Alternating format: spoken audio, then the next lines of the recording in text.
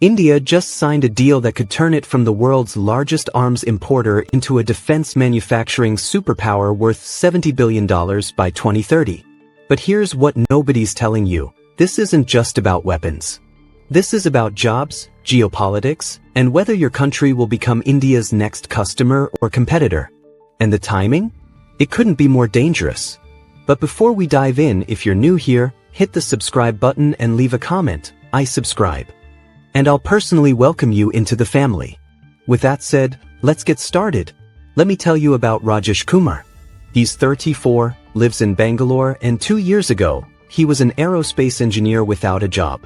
The company he worked for shut down its India operations, and like thousands of engineers, he was scrambling to find work. Then January 2025 happened. Rajesh got a call from Tata Advanced Systems.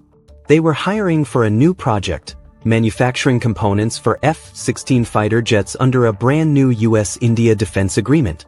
His salary? Double what he made before. His work? Building parts for one of the world's most advanced combat aircraft on Indian soil. Now, here's the context you need. India currently imports 65% of its defense equipment. That's according to the Stockholm International Peace Research Institute's 2024 report. For decades, India has been the world's biggest arms buyer, spending billions on Russian tanks, French fighter jets, and Israeli drones. But this new deal? It changes everything. And 3 global superpowers are quietly panicking. So what exactly did India and the United States agree to? The India-US Defense Industrial Cooperation Roadmap was signed in October 2024 and expanded this January. It has 3 game-changing pillars. First, joint production of GE F414 jet engines on Indian soil. This is massive because the US has never shared this technology with anyone outside its closest NATO allies. These engines power India's indigenous Tejas fighter jets and future combat aircraft. Second, co-manufacturing of MQ-9B Predator drones. India is buying 31 of these surveillance and strike drones in a $3.9 billion deal, but here's the kicker. They're not just buying them, they're learning to build them. And third, technology transfer for semiconductor chips used in missile guidance systems. This is the tech that makes missiles hit targets with pinpoint accuracy. Let me put this in perspective. India is getting technology access that even close US allies like Germany don't have. I'm not exaggerating. The US has historically been extremely protective of its defense tech. So why now? What does America need so badly that it's breaking 75 years of policy? One word, China. China's defense budget hit $293 billion in 2024. That's a 7.2% increase from 2023. They're building aircraft carriers, stealth fighters, and hypersonic missiles at a pace that's terrifying Pentagon analysts. The US needs India as a counterweight in Asia. India has a 1.4 billion population, a massive military, and most importantly, it sits in the perfect location. Let me introduce you to Commander Priya Sharma. She's a naval officer deployed in the Andaman Sea, and her job is to monitor submarine activity. In 2024 alone, her unit detected Chinese submarines in Indian Ocean waters 47 times. Back in 2020, that number was just 12. China is expanding its naval presence aggressively, and India is right in the middle of it. Look at a map for a second. India sits between the Middle East oil routes and East Asian shipping lanes. About 80% of China's oil imports pass through waters that India can monitor. That's not just strategic, that's checkmating China's energy security. A Council on Foreign Relations study from December 2024 projects that stronger India-US defense cooperation could reduce Chinese influence in the Indo-Pacific by 34% by 2030. But here's what shocked even defense experts. India negotiated something unprecedented. They insisted on full intellectual property rights for any technology jointly developed. That means India can modify, export, and profit from these weapons systems without asking US permission for every sale. No other country has gotten this deal. Not Japan, not South Korea, not even the UK. And it's making Russia very, very nervous. Now let's talk about what this means for everyday Indians, because this isn't just abstract geopolitics. This is about money and jobs. The numbers are staggering. According to a Deloitte India Defense report from 2024, this sector is projected to create 2.5 million jobs by 2030. Defense exports are expected to jump from $2.6 billion in 2024 to potentially $12 billion by 2030. And get this, 16 countries are already in talks to buy Made in India weapons. Meet Ananya Mehta. She's 27 and 18 months ago, she did something her parents thought was insane. She quit her comfortable IT job at Infosys to join a startup building drone components in Hyderabad. Her friends called her crazy. Her salary initially dropped.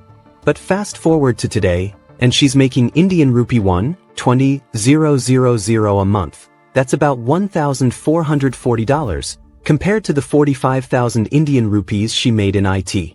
Her company just secured a contract to supply parts for India's indigenous Rustam-2 surveillance drones. The ripple effect is real. According to an Indian Institute of Management study from March 2024, every defense manufacturing job creates 3.2 additional jobs in the supply chain. That's machinists, software developers, logistics coordinators, quality control specialists. We're talking about an entire ecosystem being built from scratch. But there's a dangerous downside nobody's discussing, and it could put millions of Indians at risk. Here's reality check number 1. Dependency risk. What happens if US-India relations go sour like US-Pakistan relations did in the 1990s? Remember, India still relies on Russia for 45% of spare parts for its existing military hardware. If India pivots too hard toward the US and Russia cuts off support, India's current defense infrastructure could be paralyzed. That's not speculation. That's exactly what happened to Pakistan when US sanctions hit them after their nuclear tests. Reality check number 2, the employment trap. These high-skilled defense jobs are heavily concentrated in metro cities like Bangalore, Pune, and Hyderabad. But 72% of India's population still lives in rural or semi-urban areas. A study by the Observer Research Foundation from January 2025 found that only 8% of defense manufacturing jobs are accessible to people without engineering degrees. So while urban India celebrates, rural India watches from the sidelines. Reality check number 3, China's retaliation. Chinese state media has already started threatening economic consequences. Here's what that means in practice. 67 Indian companies have operations in China worth a combined $31 billion. China could strangle these businesses with regulations, tariffs, or outright bans. Let me tell you about Vikram Patel. He runs a small electronics import business in Mumbai, bringing in components from Shenzhen. After the defense deal was announced, Chinese customs suddenly got very strict with his shipments. Delays stretched from days to weeks. Then came the tariffs, an 18% increase seemingly overnight. His profit margins evaporated. I supported the deal when it was announced, he told me, but nobody warned me that I'd be collateral damage. So here's the tough question. Is this deal creating more winners or more victims? Let's zoom out and look at the global chessboard, because this matters even if you're not Indian. For Pakistan, this is a nightmare scenario. India now has access to military technology that Pakistan can't match. The strategic balance that existed for decades is shifting dramatically. For Russia, they're losing their biggest arms customer. Between 2000 and 2024, India bought $68 billion worth of weapons from Russia. That revenue stream is drying up fast. For China, this is strategic encirclement. US allies now include Japan, South Korea, Australia, and a heavily armed India. They're surrounded. And for Europe, countries like France, Germany, and Sweden, they're facing potential losses of $9 billion in annual defense sales to India. India doesn't need their Rafale jets or Bofors guns if they're building F-16s and drones domestically. Here's a statistic that'll blow your mind. A leaked Defense Intelligence Agency report from November 2024 shows that the US expects India to replace France as the world's third-largest arms exporter by 2032. That's a country that was primarily buying weapons in 2020 becoming a top 3 seller by 2032. The speed of this transformation is unprecedented. This isn't about India. This is about controlling who dominates the next 50 years. But there's one scenario where everyone wins, and India is uniquely positioned to pull it off. The smart path is what analysts are calling Strategic Autonomy 2.0. Here's how it works. India continues its US partnership but maintains its Russian relationships. They develop indigenous technology that doesn't depend on anyone. The Tejas fighter jet is a perfect example. It took 33 years to develop, way longer than it should have, but now India is exporting it to Malaysia and the Philippines. That's technology nobody can embargo or sanction. Look at how South Korea did it. In the 1980s, South Korea had zero indigenous defense manufacturing. Today, they produce 80% of their military equipment domestically and export weapons globally. In fact, they're now selling K9 Vajra howitzers to India. That's the student becoming the teacher. So what does this mean for regular Indians watching this video? 3 practical steps. 1. Skill up. The defense sector desperately needs expertise in cybersecurity, artificial intelligence, materials science, and advanced manufacturing. These are high-paying careers that didn't exist in India a decade ago. 2. Invest smart. If you're into the stock market, defense PSU stocks have gone up 127% since the deal rumors started circulating back in 2023. And 3. Stay informed.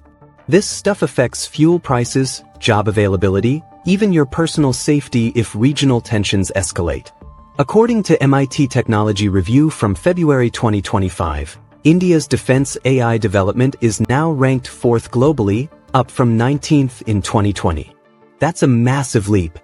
The talent is there. The question is whether the infrastructure and policy can keep pace. But let me ask you something uncomfortable. Are we celebrating becoming better at making weapons to potentially use against our neighbors? India and Pakistan have fought 4 wars. India and China have unresolved border disputes where 20 soldiers died in hand-to-hand combat in 2020. Defense analyst Dr. Arjun Rao said something that stuck with me. Every dollar spent on arms is a dollar not spent on schools, hospitals, or infrastructure. That's the moral dilemma, right? But here's the reality. In a world where China spends $293 billion annually on defense and Pakistan receives unlimited Chinese support, can India afford not to do this? It's easy to advocate for peace when you're protected by oceans. India shares land borders with 2 nuclear-armed rivals. The both/and solution exists. Look at Israel. They're a top 10 defense exporter globally, but they're also top 10 in healthcare innovation and technology startups. Military investment doesn't have to mean neglecting civilians, but it requires deliberate policy choices. The real question isn't whether India should do this. It's whether India can do this without losing its soul. Can it build weapons while also building schools? Can it strengthen borders while also feeding its poor? Can it become a global arms dealer while still being the world's largest democracy? Here's what I want you to think about. Would you rather live in an India that's militarily strong but potentially more at risk of conflict, or an India that stays neutral but watches China and Pakistan arm themselves unchecked? And here's the real one. If you're a young Indian watching this, would you train for a defense job that pays triple your current salary but ties your future to geopolitics you can't control? Drop your answer below, and don't just say both or neither. Tell me which risk you're willing to live with, because this decision is happening whether we debate it or not.